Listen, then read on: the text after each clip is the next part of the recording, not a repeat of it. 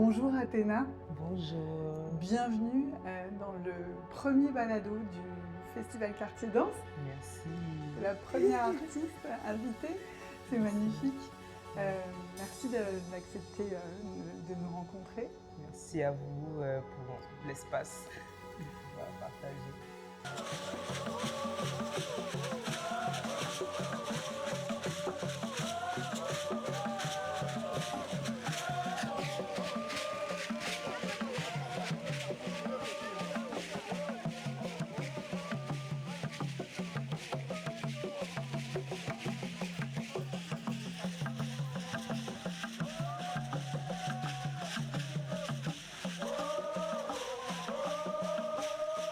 J'aimerais te demander déjà, c'est quoi ton premier souvenir de danse? Celui qui t'a donné envie de t'engager dans la danse. Je ne sais pas s'il y en a un seul, mais disons que j'ai toujours grandi en voulant être danseuse. Et je me rappelle que je l'avais dit à ma grand-mère. Et elle m'a dit, non, c'est pas, c'est pas un bon métier, donc change. Et puis j'ai dit, ok, je m'en vais en art. Mais si je me rappelle vite comme ça, je pense que c'était sûrement dans une fête de famille où c'est le souvenir en tout cas qui est le plus flagrant en ce moment, où il y avait juste la musique, la famille, tout le monde était là. Puis j'ai décidé après ça d'aller comme on dit, m'enjailler, m'ambiancer. Et chez nous, il y a souvent cette habitude-là que quand tu danses, on dit on te farote, donc on met l'argent sur toi. Donc ce jour-là, j'ai dit, ah, je pense que je vais me faire quelque chose aujourd'hui. Et j'allais dans le cercle et j'ai dansé, mais je pense que ça allait au-delà de juste l'argent, là, mais c'est vraiment comme un sentiment qui m'a toujours habité comme ça, là. Et j'ai toute petite, genre, je pense à 7 ans, j'ai dit, je pense que je vais être danseuse. Ce sentiment-là, tu pourrais nous le décrire? De ce souvenir quand tu es rentrée dans le cercle? Quand je suis rentrée dans le cercle, je peux dire que c'était comme un mélange d'anxiété, mais en même temps de non, je vais assurer. Mais aussi juste la joie et la joie de partager, je dirais, avec tous ceux qui étaient là, la joie du rassemblement et tout le monde qui est, je sais pas, juste comme je vois une espèce de filage, comme si l'énergie était sur la même fréquence de tout le monde, puis on le partageait. Je pense que c'est vraiment ça que je me rappelle. Là. Le lien que ça tisse entre Ouais, les gens, c'est fort. exactement, ouais. Comment, du coup, avec ce sentiment-là, tu as tissé ton parcours avec ces fils-là et comment tu décrirais ton travail aujourd'hui? Mon travail, bon, mon chemin, il a eu beaucoup de, de voyages, disons, péripéties, puisque après ça, quand j'ai dit que je veux danser, on me dit non, pas nécessairement ça. J'ai dit bon, ok, je vais aller chercher quelque chose en sciences parce que j'aime aussi la science. Donc, j'ai toujours dansé après ça sur le côté. C'était une passion, mais c'était pas quelque chose que je me disais que je ferais professionnellement. Et par la suite, mon but c'était d'aller en médecine. Donc j'ai étudié jusqu'à je suis arrivée en neurosciences. J'avais appliqué en école de médecine quand je suis arrivée ici. Et pendant le Covid, c'était l'année où je terminais un peu mon bac en neurosciences. Et à ce moment-là, je recommençais à danser beaucoup plus. Et comme j'avais fini à l'avance, je me suis dit, bah, je vais prendre une année sabbatique, je vais danser et je vais voir ce qui se passe. Peut-être je vais revenir à l'école par après. Et après, j'ai juste continué à danser. Donc, il y a eu beaucoup de péripéties. Et après ça, pour moi, ça a été comme un questionnement de mon identité, de qui je suis, parce qu'après avoir déménagé, immigré du Cameroun à ici au Canada, donc c'était comme et entrer à cet âge-là, dans la vingtaine, me questionner qui je suis, qu'est-ce que je veux faire, quel est mon parcours, l'histoire, énormément de choses. Donc pour moi, la danse a été comme une espèce de réappropriation, mais aussi de questionnement, puis d'aller vraiment faire une recherche dans ma culture.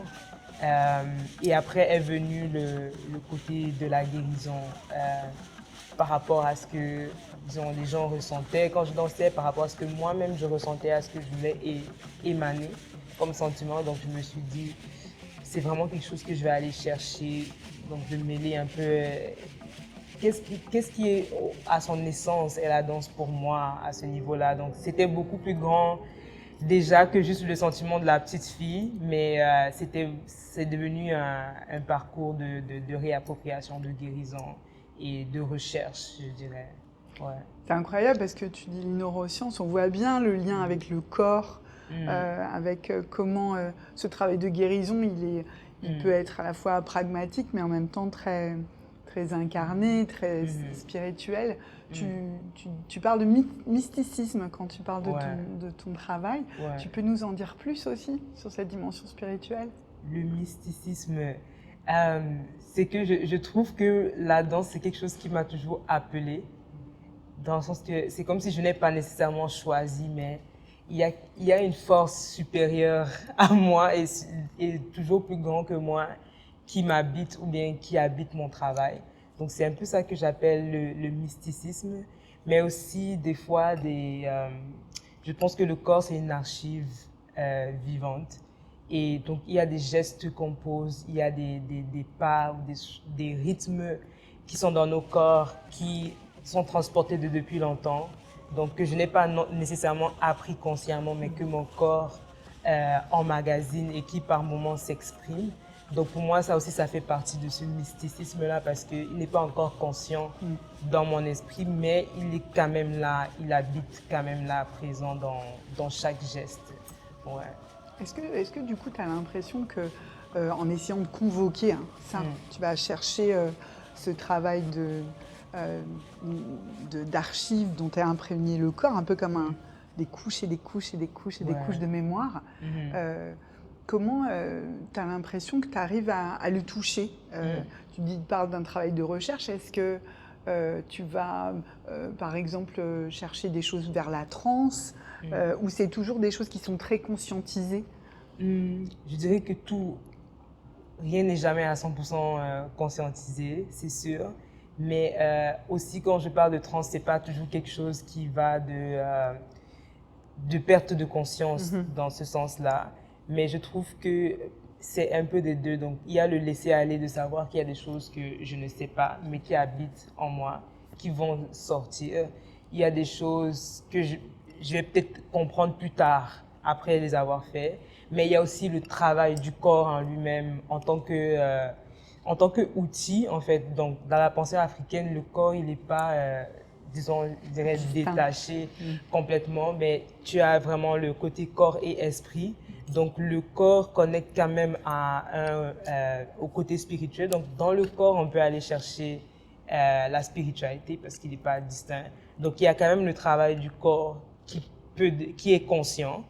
Et même des fois, à un niveau conscience, peut arriver quelque chose qui nous dépasse. Si je prends par exemple l'exemple de quand tu fais la répétition d'un mouvement, tu peux répéter tellement. Au début, tu sais ce que tu fais, mais des fois, tu peux tellement répéter que tu arrives dans un certain état où tu es, je dirais, c'est comme un état liminal en fait. Tu es entre la conscience et la transe. Ouais. Donc, il y a plein de choses qui se passent que tu n'es pas nécessairement conscient. Donc, il faut laisser ce mysticisme-là, ce côté-là agir parce qu'il va toujours être là. Donc, je pense que mon travail s'inscrit un peu dans les deux. Comment tu dirais que tout ça, ça a imprégné la pièce que tu as présentée aujourd'hui? Ça a imprégné, je dirais, non seulement du parcours de la pièce en elle-même, parce que c'est drôle, je pense que ça a commencé ici à Place des Arts en plus. Vu que Léa et moi, on est des artistes aussi du street dance, donc moi j'écoutais une chanson je sais pas, je mentionne son nom, Vanny Fox. J'écoutais, ça s'appelle 129 Amoroso.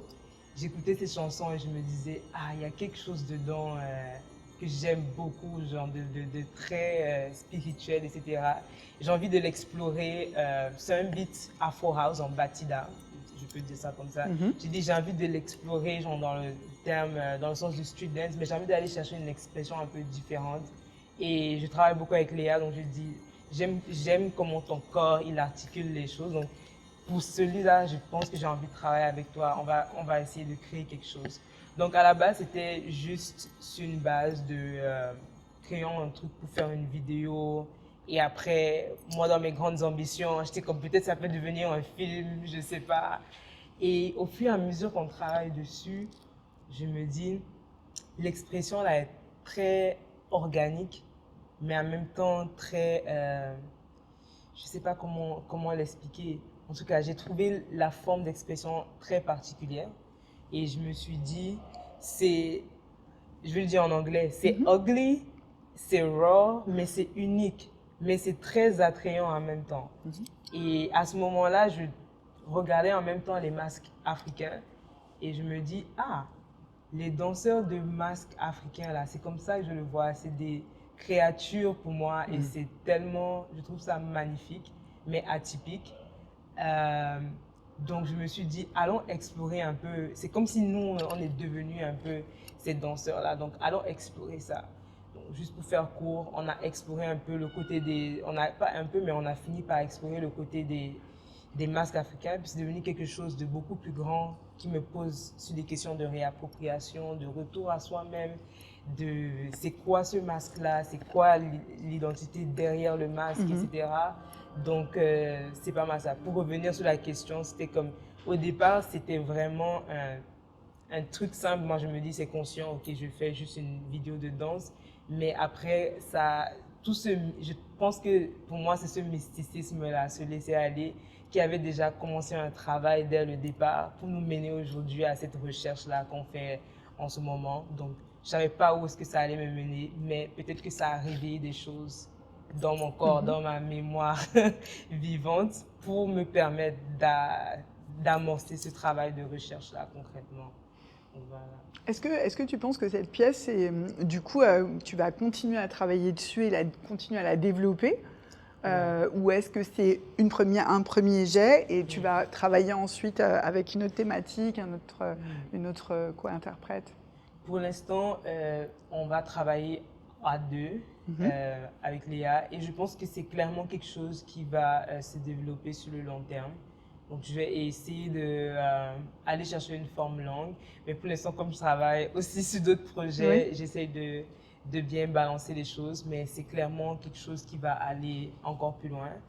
Parce qu'on a eu l'occasion de pouvoir explorer une petite partie sous une forme courte qui était déjà très bien. Et en explorant, il y avait énormément de matériel qui est sorti. Donc, on a dû filtrer quand même des choses pour avoir la forme courte. Mais je pense qu'il y a matière à exploration encore, à ajouter des choses et à continuer le questionnement, continuer la recherche aussi. Donc, ouais, c'est quelque chose que je compte pousser. Ouais. Cette pièce-là, tu l'avais déjà montrée sur scène avant de la montrer dans le cadre du FQD en espace public? Oui. Bon, en espace public, comme ça, dehors, non. C'était la première fois. Qu'est-ce que ça a changé? Ouais, c'était très intéressant. Ben, j'ai voulu le faire dans l'espace public parce que la pièce parle de la réappropriation, disons, un retour des masques africains. Mais retour des masques africains dans notre contexte à nous aussi. Bon, disons que les masques africains ont été placés dans les musées, etc. Mais c'est des masques qui ont été volés, c'est des masques qui ont été pris ou bien achetés, mais sans vraiment le consentement, etc. Mais c'est aussi des objets qui sont des objets rituels et qui ont une importance pour les peuples qui sont de retour. En Afrique, la restitution a encore des questions aujourd'hui. Oui. On en parle, il y a même le film Dahomey qui est sorti récemment par rapport à ça.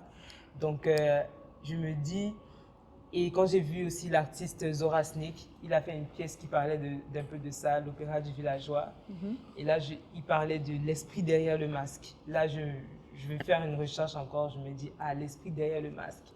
On voit juste la face cachée, on voit juste la face du masque. Oh, c'est bien beau, c'est bien présent, là, on peut admirer dans le musée, mais c'est un objet qui est habité d'un esprit, et l'esprit est encore en Afrique. Pour faire les rituels, on a besoin de ces objets-là. Donc, pour convoquer. Exactement.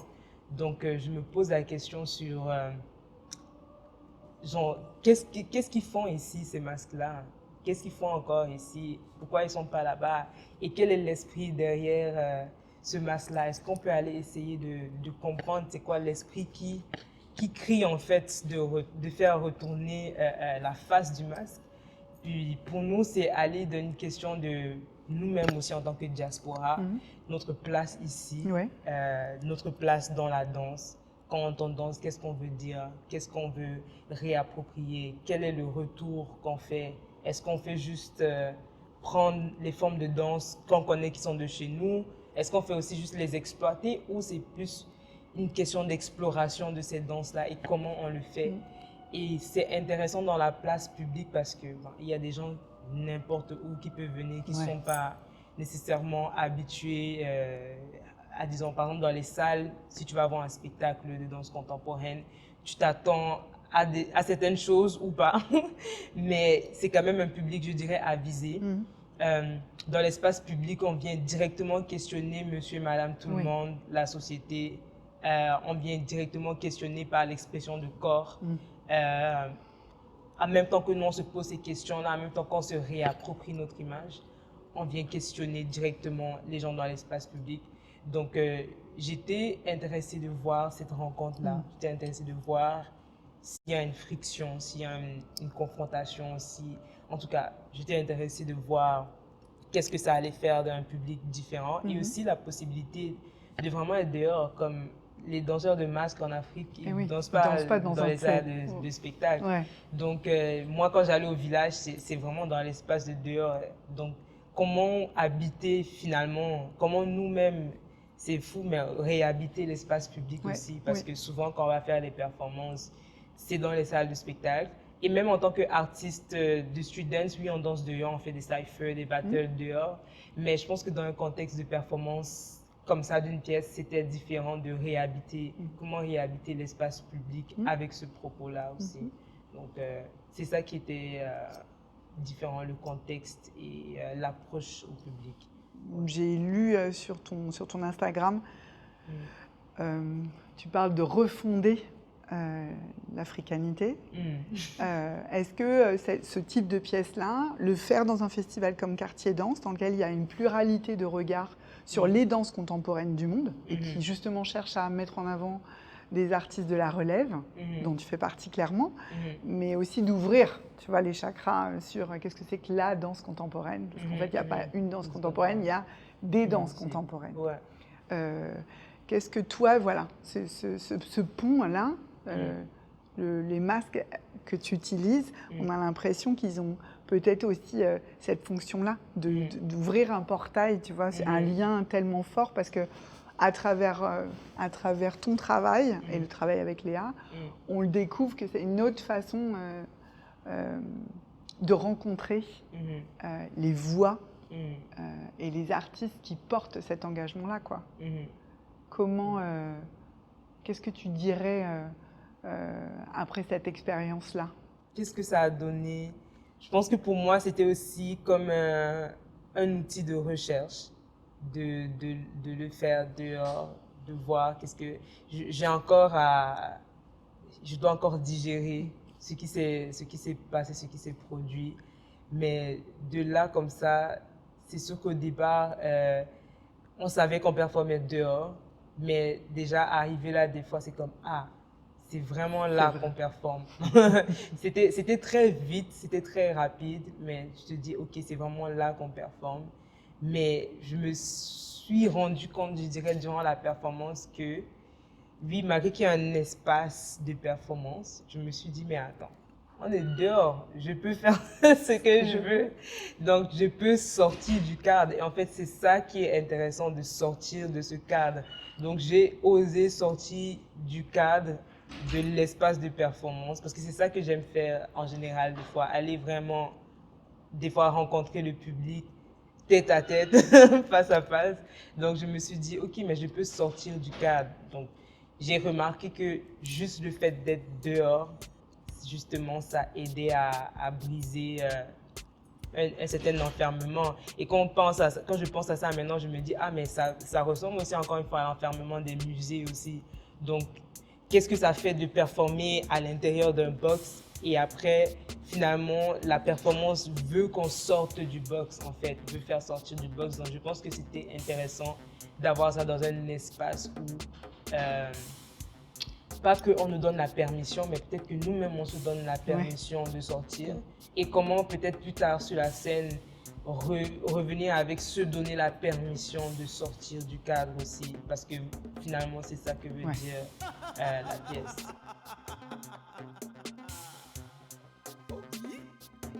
Merci infiniment, Athéna, Ouais. pour ta participation. Je dis ton nom en entier pour que les gens entendent bien. Athéna Lucie Assamba, Oui, c'est ça.